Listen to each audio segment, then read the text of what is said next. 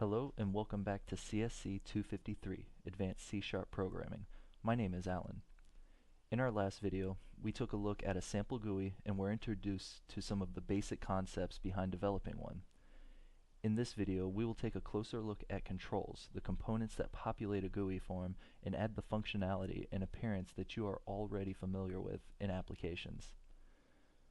The way this lesson will work is I will first discuss a few of the most common controls and their functionality. I will then show you how to add controls to a Windows form and adjust their settings, referred to as properties.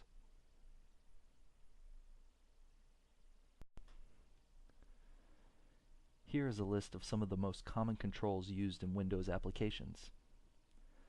A label is used to display text or images to users, usually as a way to provide information or instructions. Text boxes allow the user to enter data using a keyboard. The programmer also has the ability to display predefined text based on changes made in the application at runtime. Buttons are simply used to trigger events. Checkboxes allow the user to select options by either selecting or deselecting the box. Combo boxes present the user with a drop-down list which may have multiple selection choices. The programmer can also allow the user to type a selection into the combo box. Let's look at how you would add these into your program and customize them to fit the need of your application. Alright, so now that I've told you about some of the controls available, let's try using them in an actual development environment. I have a blank form open right now. As you can see, the IDE allows us to customize this form. So let's add some controls to it. Over to the left is your toolbox.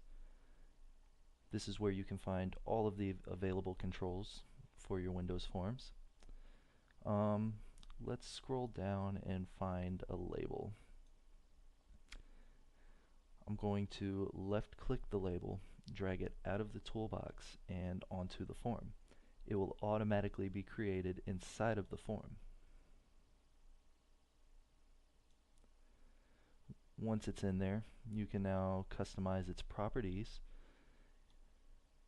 by clicking on the tab to the right.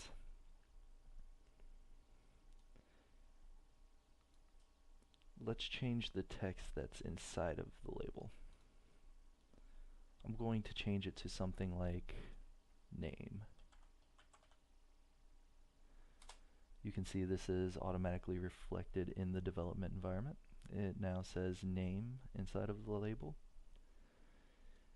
Let's also change the name of the actual label object. This will make it easier for us to identify the label in the program code so that we can make changes to it at runtime. So right now it's label 1. Let's name it something else. How about LBL name?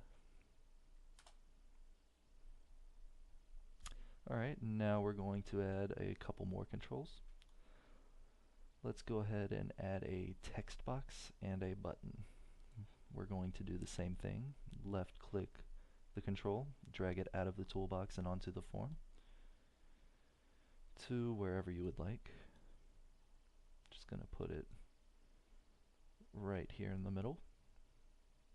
And the same thing for our button.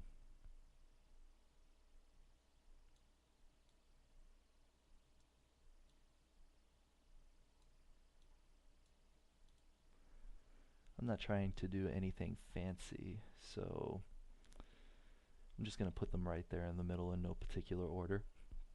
Let's go ahead and change a couple of the properties for the two controls we just added. We'll start with the text box.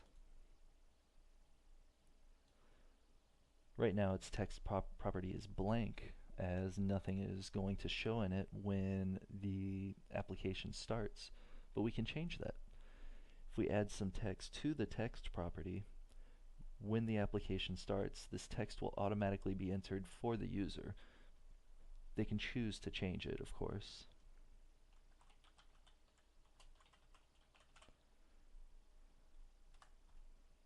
And let's also change the name of the object so we can, again, easily identify it in the program code.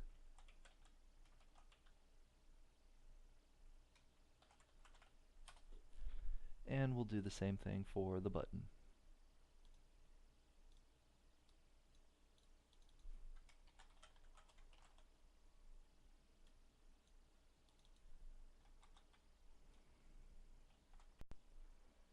That wraps up this part of the GUI series.